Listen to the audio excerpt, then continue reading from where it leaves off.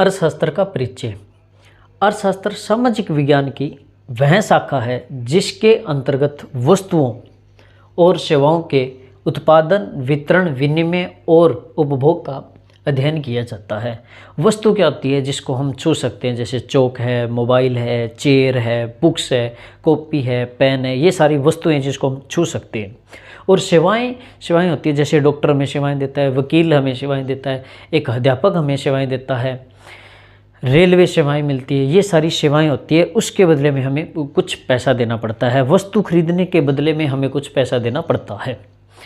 उन सभी का अध्ययन किया जाता है। जैसे यहाँ एक शब्द है उत्पादन। उत्पादन मीन्स प्रोडक्शन करना, किसी वस्तु को बनाना, सेवाएं पहुंचाना उत्पादन में आता है। वितरण होता है जी डिस्ट्रीब्यूशन। वितरण संसाधनों को बांटना, संसाधनों का कितना सहयोग रहा है, जो चीज़ बनाई है वो चीज़ें पहुंचाना, ये सारी चीज़ें होती है वितरण में। किसकी सहायता से अपना काम पूरा हुआ है। विनिमय होता है लेन देन, जैसे कि हम लेन देन करते हैं, रुपए का लेन देन करते हैं। जैसे ये चौक है, चौक की डिब्बी 10 रुपये की आई, तो मैंने 10 रुपये दिए तो मुझे चौक मिले, तो पैसे दिए तो चौक मुझे मिले। तो ये होता है कि वस्तु खरीदी और उसके बदले में पैसा दिया। पुराने टाइम में होता था एक बार्टर सिस्टम, जिसको बोलते थे हम वस्तु विनिमय। आज हम पैसे देके कोई वस्तु खरीदते हैं तो उसको हम कहेंगे मुद्रा विनिमय। तो ध्यान रहे, मुद्रा विनिमय किसे कहते हैं? मुद्रा विनिमय हम उसे कहते हैं कि पैसे देकर कोई वस्तु या सेवा खरीदी।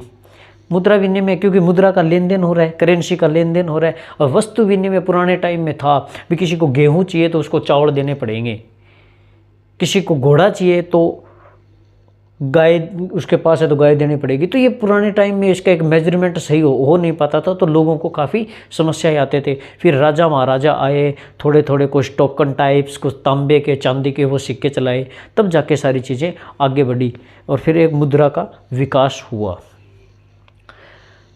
अब बात करते हैं कि अर्थशास्त्र शब्द कहाँ से है। संस्कृत शब्द जैसे अर्थ, धन और शास्त्र की संधि से बना हुआ है। इसका मतलब क्या हुआ? इसका मतलब हुआ कि धन का अध्ययन करना, धन का अध्ययन करना। पैसे के बारे में हम पढ़ेंगे, पैसे के बारे में हम पढ़ेंगे। अर्थशास्त्र का प्रयोग यानी अर्थव्यवस्था में होता है। अब ये अर्थव्यवस्था क्या होती है? इंग्लिश में हम इकोनॉमी बोलते हैं।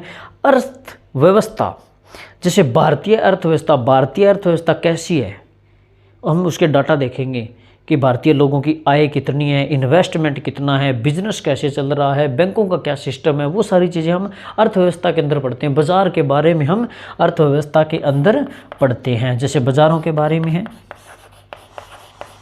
चाहे बैंकों के बारे में है, कहने को हम ये कह सकते हैं कि एक भारतीय अर्थव्यवस्था कैसे काम कर रही है, भारतीय अर्थव्यवस्था कैसी है, इसको हम बोलेंगे कि अर्थव्यवस्था।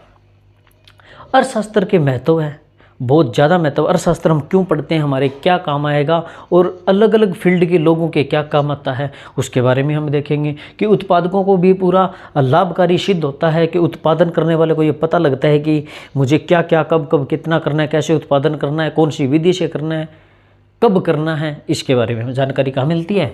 अर्थशास्त्र में। आगे श्रमिक की बात करेंगे। श्रमिक के बारे में हम कहाँ पढ़ते हैं? अर्थशास्त्र में पढ़ते हैं। उपभोक्ताओं का अध्ययन करना। उपभोक्ता क्या होती है? वस्तुओं का प्रयोग करने वाला व्यक्ति उपभोक्ता होता है। व्यापारी लोग हैं, लेन देन करते हैं, चीज़ें खरीदी, एक जगह से खरीदी दूसरी जगह पे बेच देते हैं। जैसे पशुओं की मंडी होती है, वहाँ से पशु खरीदे बेच देते हैं। साधनों की कोई मंडी होती है, वहाँ से कोई एक साधन खरीदा वो बेच देते हैं। सरकार के अंदर भी एक अर्थशास्त्री होते हैं, जैसे डॉक्टर मनमोहन सिंह जी प्रधानमंत्री भी थे, वो एक अच्छे अर्थशास्त्री भी थे। अर्थशास्त्र का नॉलेज होना जरूरी है। वित्त मंत्री को अर्थशास्त्र का नॉलेज होना जरूरी है। समाज सुधारक है, कोई भी समाज सुधारक है, वो पैसा लगाएगा, किस हिसाब से लगाए, किन लोगों तक पैसा पहुंचाए, ये सारा अर्थशास्त्र में होता है। प्रबंधक मैनेजमेंट करने वाला अपना अर्थशास्त्र लगाता है। अर्थशास्त्र पढ़ा हुआ व्यक्ति उसके लिए काफ़ी लाभकारी सिद्ध होता है। किसी ने अर्थशास्त्र नहीं पढ़ा है वो भी काम कर लेता है, अच्छा कर लेता है। लेकिन एक अर्थशास्त्र का अगर नॉलेज है, एक इकोनॉमिक्स का अच्छा नॉलेज है, तो वो काफ़ी हेल्पफुल होएगा। विद्यार्थियों को लाभ होएगा। कोई भी व्यक्ति अर्थशास्त्र पढ़ता है नहीं पढ़ता है, इकोनॉमी से जुड़ा हुआ है। हर व्यक्ति बाज़ार जाता है, हर व्यक्ति वस्तुएं खरीदता है, हर व्यक्ति की कुछ ना कुछ आय होती है, फैमिली इनकम होती है। तो अर्थशास्त्र से जुड़ा हुआ हर व्यक्ति है।